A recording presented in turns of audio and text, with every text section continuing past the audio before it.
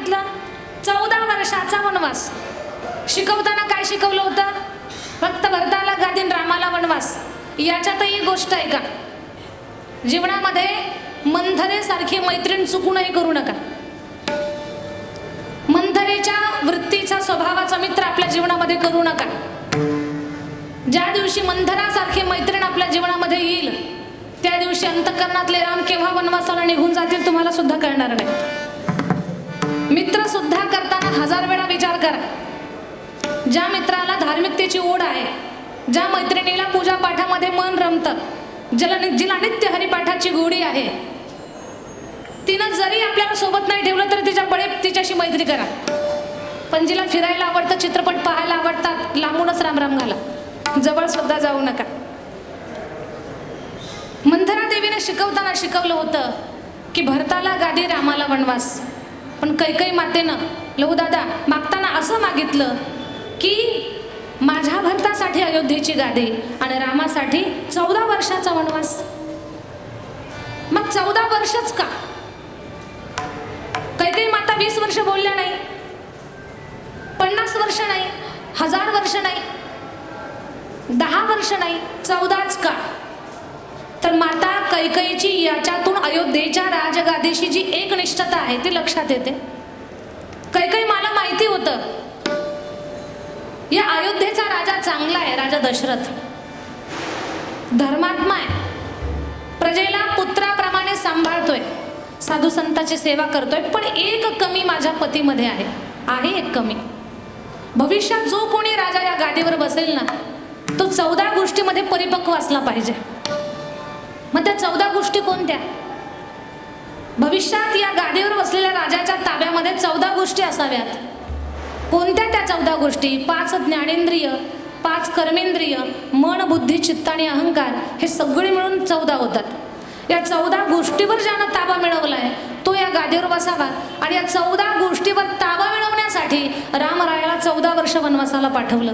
आणि रामामध्येच ती योग्यता होती की या 14 गोष्टीवर राम ताबा मिळवू शकतात. हे कारण राम वनवासाला गेले. पण राम वनवासाला जात असताना राम निघाले, पण विचार करताय आपल्या आईला सांगून जाणं हे आपलं कर्तव्य आहे. ती आई आहे. माई कौशल्य पूजेची थाळी सजवत होती. राम आले आणि राम म्हणतात मा मला आशीर्वाद दे. माई कौशल्य म्हणते राघवा राज्याभिषेकाची वेळ जवळ आली आणि तुम्ही अजून काहीच आवरलेलं नाहीये. माझा तर अखंड आशीर्वाद तुमच्या सोबत आहे. 14 वर्ष असं का बोलता? आई राज आज्ञेनुसार मला अयोध्येची राजगादी नाही 14 वर्षाचा वनवास मिळाला. ज्या राजकुमाराला अयोध्येची राजगादी मिळणार होती त्याला गादीऐवजी वनवास मिळाला. किती त्या राजकुमारानं क्रोध व्यक्त करायला पाहिजे. पण राम किती संयमी आहेत हे रामचरित्रातून शिकायला मिळतं. बरं कुठे ठराविक जमिनीचा विषय नव्हता, ठराविक प्रॉपर्टीचा विषय नव्हता, राजपदाचा विषय होता. पण राम मनासारखं झालं किंवा आनंददायी गोष्टी घडल्या तर खूप उल्हासामध्ये नाहीत, उत्साहात नाहीत, आणि मनाविरुद्ध एखादी गोष्ट घडली तर फार दुःखी पण नाही आहेत. रामचरित्र माणसाला आलेल्या प्रत्येक परिस्थितीला तुम्ही संयमानं सामोरं जा हे शिकवताय. खूप आनंदाचे दिवस आले तर तुम्ही खूप असं काही विशेष आनंद व्यक्त करण्याची गरज नाही, आणि खूप दुःखाचे दिवस आले तर खूप दुःख घेऊन चालण्याची पण काही गरज नाही. या दोन्ही प्रसंगामध्ये एकच वाक्य लक्षात ठेवायचं, हेही दिवस जातील. खूप दुःखात असाल ना तरी पण एक वाक्य रोज अभ्यासा, हेही दिवस जातील, म्हणजे दुःखही राहणार नाही. आणि खूप आनंदाचे दिवस आले तर असं काही विशेष वेगळं पण दाखवायची गरज नाही, कारण हेही दिवस जातील, का राहणार तर काहीच नाही. तर समाजातल्या लोकांसाठी बोध देत आहेत. माझ्या जीवनामध्ये तर एवढे भयंकर संकट आली, अडचणी आल्या. माझ्या तुलनेमध्ये तुमच्या जीवनातल्या अडचणी छोट्या आहेत, लहानग्या आहेत. तर मी ज्या पद्धतीनं आलेल्या परिस्थितीला तोंड देण्याचं काम केलं तसे तुम्ही तयार व्हा. हा रामायणातला संदेश आहे आपल्या सगळ्यांसाठी. रामायण म्हणतात, मला 14 वर्षाचा वनवास मिळाला. पूजेची थाळी हातातली पडली आणि माई कौशल्या हंबरडा फोडून रडायला लागले. माई कौशल्या म्हणते, राघवा, मला सोडून तू वनवासाला जायचं नाही. तुला 14 वर्षाचा आशीर्वाद काय अखंड आशीर्वाद आहे, पण वनवासाला जाण्याचं मी सांगू शकत नाही. आई, मला वनवासाला जायचं आहे, मला आशीर्वाद दे. नाही राघवा, मला सोडून तुम्ही वनवासाला जायचंच नाही.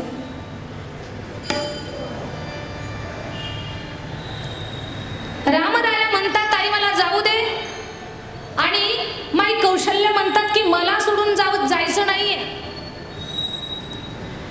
इथे चिंतन करण्यासारखी गोष्ट अशी आहे, राम म्हणतात, आई तू मला म्हणते की वनवासाला जाऊ नको, ठीक आहे, मग तू मला आडवी येऊन रघुवंशाच्या परंपरेला आडवी येतेस का?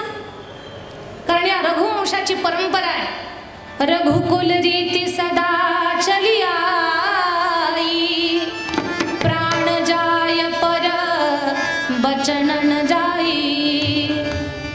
प्राण जाईल पण वचनभंग होणार नाही.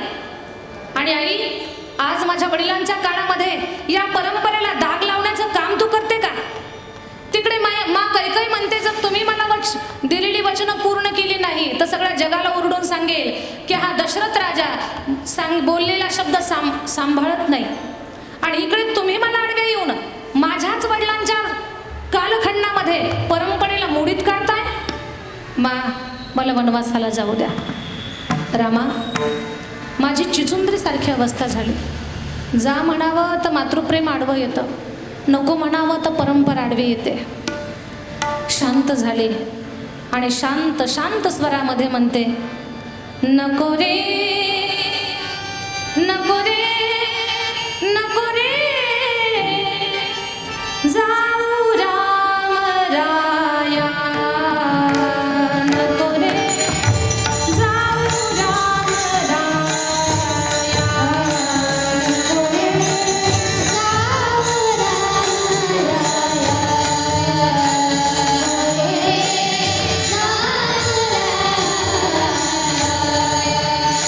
राघवा, मला सोडून जाऊ नको.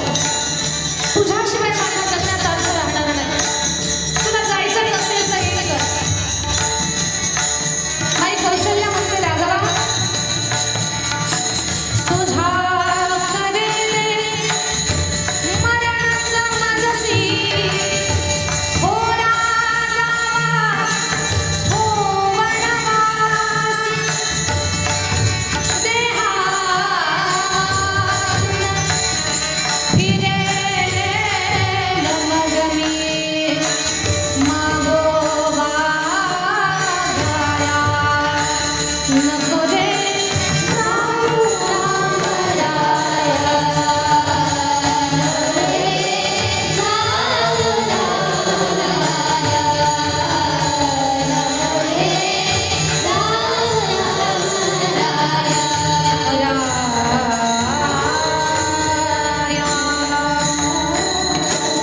राघवा, शतनवसानी येऊनी पोटी सुख विलेसका दुःखासाठी, प्राण मागतो निरोप रडते कासा विसकाया, नको रे जाऊ राम राया. राघवा, मला सोडून जाऊ नका. माझ्या ताई दादांनो, राघवेंद्र सरकार जेव्हा माई कौशल्यला सोडून वनवासाला निघून गेले ना, माझ्या बोलण्याकडे लक्ष द्या. राम वनवासाला गेल्यापासनं माई कौशल्येनं केसांना कंगवा लावला नाही, आरशात तोंड पाहिलं नाही, तिच्या जिभेला चव कळाली नाही, तिच्या अंगावरचं वस्त्र मळकटलं आहे का खराब झालं याचं तिला भान नव्हतं. एकच म्हणत होती, रामा, मी तुझ्याशिवाय जगू शकत नाही. एकच तिचा टाहो होता, कसा मला टाहून गेला राम, कसा मला टाहून गेला राम, कसा मला टाहून गेला.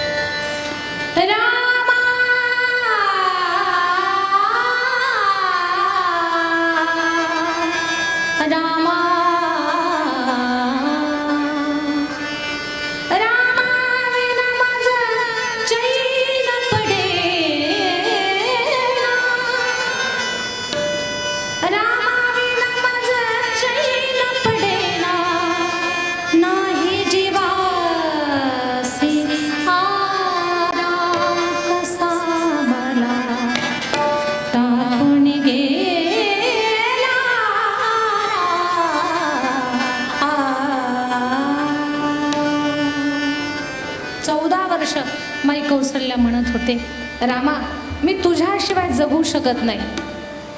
काय म्हणत होत्या माई कौशल्या? राघवा मी तुझ्याशिवाय जगू शकत नाही. बसलेले श्रोते म्हणतील, ताई वडिलांचं प्रेम सांगायला निघाला तर नाही समजावून सांगायला लागलात. अगोदर आई सांगते म्हणजे मला सांगता येईल की वडील किती प्रेम करतात. 14 वर्ष आई म्हणत होती, राघवा मी तुझ्याशिवाय जगू शकत नाही. रामा मी तुझ्याशिवाय जगू शकत नाही. असं किती वर्ष म्हणत होती? 14 वर्ष म्हणत होत्या माई कौशल्या, राघवा मी तुझ्याशिवाय जगू शकत नाही. फक्त म्हणत होत्या.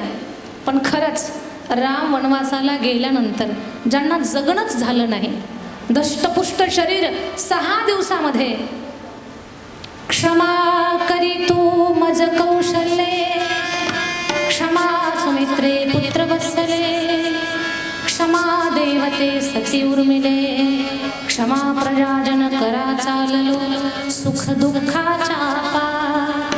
मला माफ करा राघवा मी तुमच्याशिवाय जगू शकत नाही. राम राम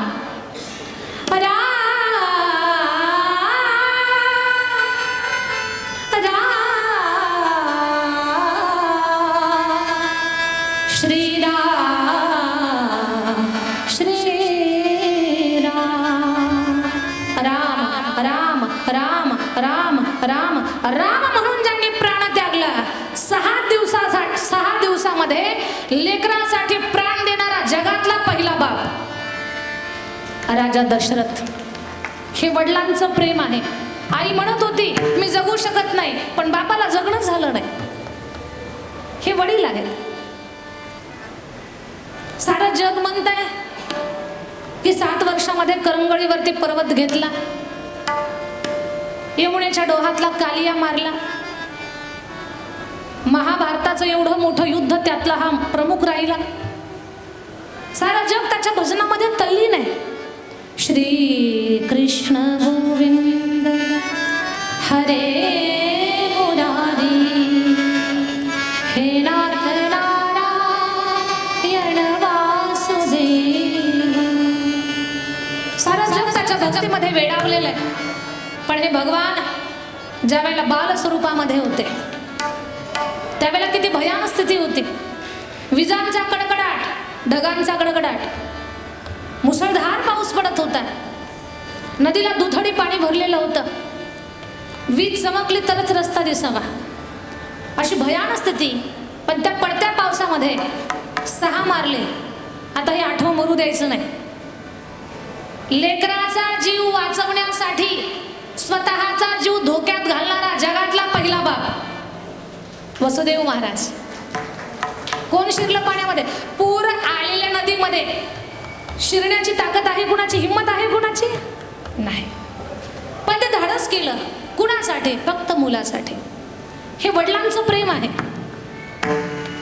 आज आपल्या गळ्यामध्ये माळ, गळ्यात टाळ, भाडावर बुक्का, कपाळावर कुंकू, दारामध्ये तुळस, मंदिरावर कळस, महिलांच्या नाकात नथ आणि पुरुषांच्या ओठावर मिशी.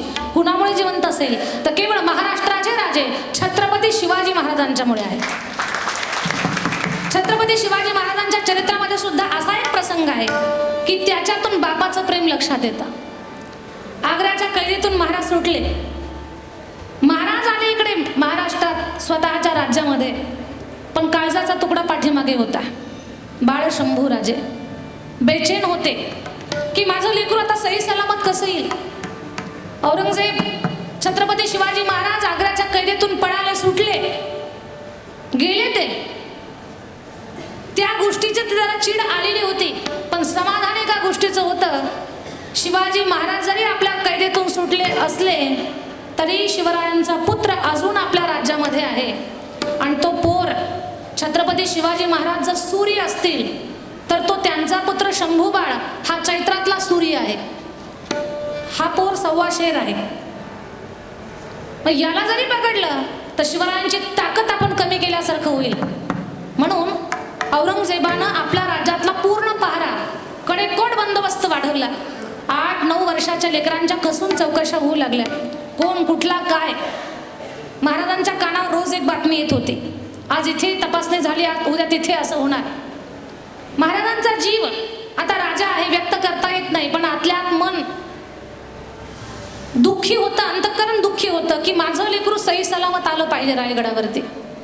छत्रपती शिवाजी महाराजांनी काय केलं असेल?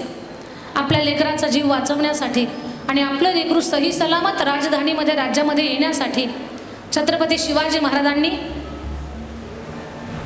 बाळ शंभू राजे यांचं देव ब्राह्मणांना बोलवून मंत्र उच्चार करून पिंडदान केलं. जिवंत लेकराचं पिंडदान करणारा जगातला पहिला बाप छत्रपती शिवाजी महाराज. कशासाठी? लेकराचा जीव वाचवण्यासाठी पिंडदान केलं. वऱ्यासारखी बातमी पसरली, शंभूबाळ मेले, शंभूबाळ मरण पावले. औरंगजेबाला एवढा आनंद झाला, देवा जे काम मला करायचं होतं ना तेच तू माझं काम केलं.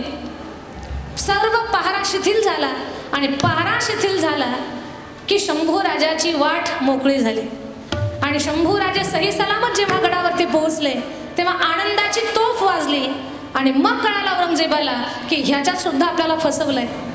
पण याच्यातून मला एक सांगायचं आहे, लेकराचा जीव वाचवण्यासाठी लेकराचं श्राद्ध घालणारा जगातला पहिला बाप छत्रपती शिवाजी महाराज आहेत. हे बापाचं प्रेम आहे. प्रचंड प्रेम करतात आपले वडील आपल्यावरती, पण त्यांचं प्रेम ते आहे तोपर्यंत कळतं का नाही हा भाग वेगळा, पण गेल्यानंतर प्रकर्षानं जाणीव होते आपल्याला. माझ्या ताई दादांनो एक गोष्ट मी नेहमीच सांगते, नेहमीच आईवडील हे जिवंत तीर्थ आहेत. ते खरं आपलं धन आहे. त्या धनाची सेवा ते आहे तोपर्यंत त्यांची सेवा करा. ते गेल्यानंतर ना त्यांचे चरण आपण किती अट्टहास केला तरी मिळणार नाहीत. आणि पत्नीच्या हट्टासाठी तर कधीच आई वडिलांचा अवमान कधी करू नका, कधीच करू नका. पती पत्नीचं नातं हे 7 जन्माचं आहे.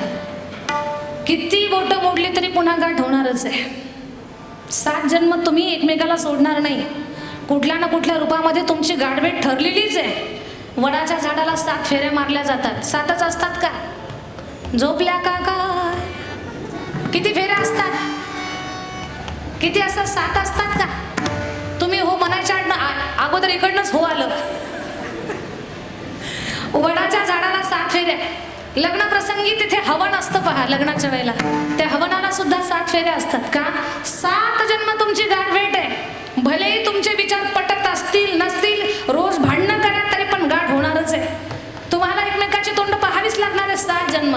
पण आई वडील हे एका जन्माचे साथीदार आहेत. एका जन्मात आपल्या सोबत आहे. पुढच्या जन्मात बिचारे कधी भेटतील न भेटतील हा भाग वेगळा आहे. म्हणून एका जन्मात मध्ये आपल्या सोबत असणाऱ्या मायबापांना कुणाचं तरी ऐकून त्यांना दुखवू नका. ते जिवंत तीर्थ आहेत आपल्या जीवनातलं. माय बापे केवळ काशी, तेने न जावे तीर्थासे, पुंडलिके काय केले, परब्रह्म उभे ठेले. वैकुंठाचा नायक या मृत्यूलोकात आला, इथे या पृथ्वीवरती आला. महाराष्ट्रात येऊन पंढरपूरला त्यांना भूवैकुंठ बनवलं. हे कशामुळे घडलं? तर फक्त आई वडिलांच्या सेवेमुळे. हे सगळं आपल्याला माहिती आहे. पण याच्याही पुढे जाऊन एक मोलाची गोष्ट मला तुम्हाला सांगायची आहे. आई वडिलांच्या सेवेमध्ये ते आहेत तोपर्यंत कमी पडूच नका, अजिबात कमी पडू नका. ते आहेत ना तोपर्यंत त्यांच्या डोळ्याला खूप सुख समाधान द्या, खूप सुख समाधान द्या. त्यांची सेवा करा. एक माझा प्रश्न आहे तुम्हाला. आपण आपल्या घरामध्ये जिथे पैसे ठेवतो, जिथे सोन्याचे दागिने ठेवतो, जिथे जमिनीचे कागदपत्र ठेवतो त्याला आपण तिजोरी म्हणतो. आपल्या घरात जिथे आपण पैसे ठेवतो, सोन्याचे दागिने ठेवतो तर त्याला आपण तिजोरी म्हणतो. त्या तिजोरीची साफसफाई करण्यासाठी तुम्ही पगारी माणूस ठेवता का स्वतः करता? कोथरूड. जिथे पैसे ठेवतो, सोन्याचे दागिने ठेवतो त्याला आपण तिजोरी म्हणतो. त्या तिजोरीची साफसफाई करण्यासाठी पगारी माणूस ठेवता की स्वतःच्या हाताने तिथली साफसफाई करता? बोला ना. स्वतः पगारी माणूस ठेवा ना. थोडंसं धाडस करा ना. ठेवाल काय? एक तरी हात उंच करा. पगारी माणूस ठेवू का आपण? नाही. पगारी माणूस जर ठेवला ना तर तो सगळी साफसफाई करून जाईल, काहीच मागे ठेवणार नाही. मग ती साफसफाई करणं जसं आपण स्वतःची जबाबदारी समजतो ना, तसं आपल्या घरातले ज्येष्ठ माणसं आणि आपले आई वडील ही सुद्धा आपली तिजोरीच आहे. त्यांची सुद्धा सेवा शुश्रूषा आपण आपल्या हाताने करायची. त्याच्यासाठी पगारी माणूस कधी नाही ठेवायचा. ते आपलं दैवत आहे, ते आपलं धन आहे, ते आपली तिजोरी आहे. स्वतः सेवा करा. आणि ज्या दिवशी या हातानं आईवडिलांची सेवा कराल ना, भलेही सोबत येताना तुम्ही हातावर धनरेषा आणली नसेल, पण आईवडिलांच्या सेवेनं नाही तुमच्या हातावरची धनरेषा खुलली तर मग मला बोला तुम्ही. भागवतामध्ये नाभाग नावाचा राजा आहे. त्याच्या भावंडांनी त्याला फक्त प्रॉपर्टीमध्ये वाटून आई आणि वडील दिले, म्हणजे एवढी तुझी संपत्ती. तो म्हटलं काही हरकत नाही. एवढी सेवा केली त्या आईवडिलांची, तो स्वतः चक्रवर्ती सम्राट बनला. आणि त्याचा पुत्र तर एवढा श्रेष्ठ बनला की त्याच्या पुत्रानं विश्वाच्या मालकाला 10 अवतार धारण करण्यासाठी प्रवृत्त केलं. त्या मुलाचं नाव आहे राजा अंबरीश. आई वडिलांचं सेवेचंही महिमान आहे. म्हणून आई आणि वडील हे आपल्या जीवनातलं जिवंत तीर्थ आहेत. फक्त त्या तीर्थाला समजून घ्या, त्यांची सेवा करून स्वतःला कृतार्थ करून घ्या. ते आहेत तोपर्यंत आपलं जीवन अगदी समाधानानं आहे. ते नसतील ना, त्या दिवशी आपल्याला जाणीव होईल. अगदी त्या जाणीवेतलं हे कीर्तन आहे. विठ्ठल विठ्ठल विठ्ठल विठ्ठल विठ्ठल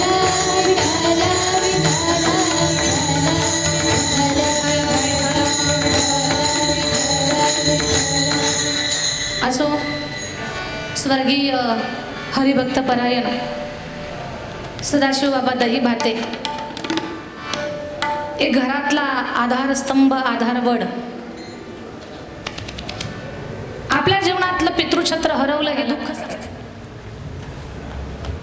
आणि या दुःखातून सावरण्याची शक्ती भगवान परमात्मानं द्यावी. खऱ्या अर्थानं स्वर्गीय सदाशिव बाबांच्या जीवनाची सार्थकता, सफलता, त्याचं साक्षात उदाहरण म्हणजे त्यांच्या आठवणीमध्ये घडत असलेलं हे कीर्तन आहे. मी सुरुवातीलाच प्रमाण दिली की मरावे परी कीर्तिरूपी उरावे. या जगामध्ये तर कोणी अमर नाहीये, पण आपण गेल्यानंतर जर आपल्या आठवणीमध्ये भगवान परमात्माचं हरिकीर्तन होत असेल तर समजावं ती आपल्या जीवनाची सफलता आहे. ती सफलता स्वर्गीय सदाशिव बाबांना प्राप्त झाली. आणि एक गोष्ट लक्षात घ्या,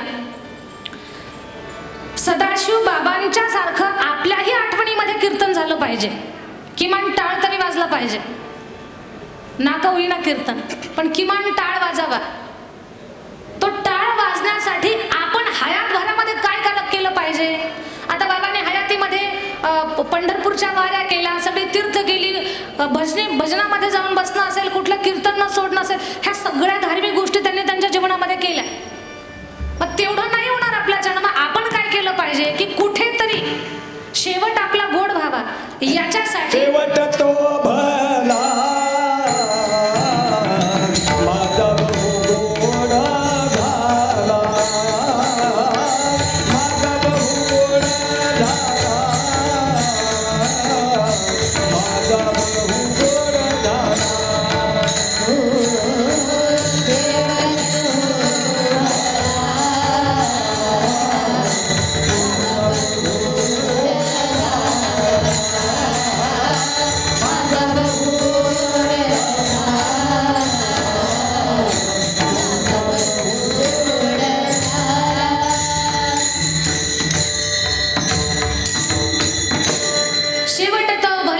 बहु गोड झाला. याच्यासाठी काय करावं तेच महाराज अभंगाच्या पहिल्या चरणात.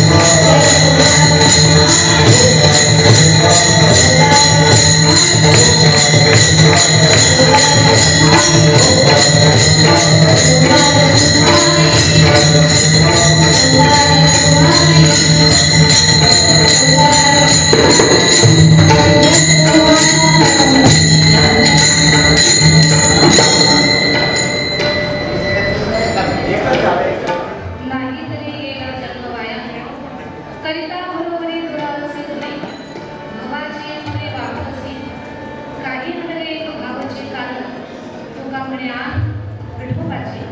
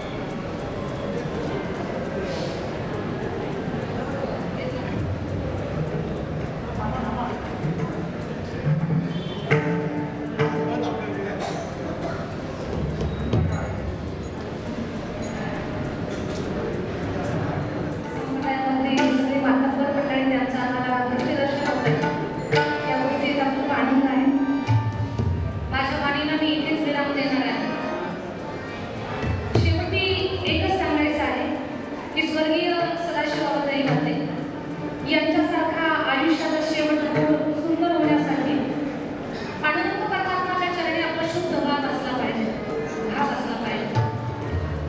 काही जरी नाही तर भाव अर्पण करता आला पाहिजे. एक शेवटचं वाक्य सांगेन मी तुम्हाला. दक्षाला बकऱ्याचं मस्तक बसवलं होतं. दक्ष महाराजांना बकऱ्याचं मस्तक बसवलं होतं आणि बकऱ्याच्या मुखानं त्याला शिवस्तुती केली होती. मला सांगा, बकऱ्याला संस्कृत बोलता येतं का? बकऱ्याला हिंदी येतं का? मराठी येतं का? इंग्लिश, तमिळ, तेलुगू, कन्नड कुठलीच भाषा येत नाही त्याला. त्याला एकच येतं फक्त म्या म्या करणं, दुसरं काही समजत नाही त्याला. पण त्याची ती भाषा भगवान श्री शंकराने स्वीकारली का? त्याच्या अंतःकरणातला भाव द्यायला पाहिजे. पण भगवान तुमची भाषा पाहत नाही, तुमचे मंत्र चुकले का, तुमचे स्वर कमी जास्त झाला तरी काही पाहत नाही. तुमच्या अंतःकरणातला भाव काय आहे ते पाहत असतो. म्हणून काही नव्हे एक भावाची कारण तुका म्हणे आण विठोबाची. विठ्ठलाची शपथ घेऊन सांग, अंतःकरण पवित्र ठेवा आणि पवित्र मनाने त्या जगामध्ये तुम्ही विहार करा, फिरा. बस जेव्हा तुमचं मन पवित्र होईल ना, प्रत्येक व्यक्तीमध्ये, प्रत्येक जीवामध्ये तुम्हाला पांडुरंगाचं दर्शन झाल्याशिवाय राहणार नाही. अशी शुद्ध भक्ती आपण आपल्या जीवनामध्ये करा. झालेली सेवा इथेच माझ्या मनाला विराम देते. स्वर्गीय बाबांच्या पवित्र आत्म्याश्वर शांती लाभावी. या परिवाराला ज्या ज्या वेळेला वडिलांची आठवण येईल त्या त्या वेळेला या परिवाराची आत्मा चांगली करणं घडावी आणि या दुःखातून सावरण्याची शक्ती भगवान परमात्मा या दैवती परिवाराला द्यावी. इथेच परमेश्वराच्या चरणी प्रार्थना. शेवटी एक मुद्दा की मी नेहमीच सांगते, मी सुरुवातीला सांगितलं की आपण चक्रोपाय गावी सद्गुरू कल्याण स्वामी संस्थांचा जीर्णोद्धार करत आहोत. पावणे 300 मुली आपल्याकडे कीर्तनाचा अभ्यास करतात. त्या संस्थांच्या जीर्णोद्धारासाठी कुठली राजकीय शासकीय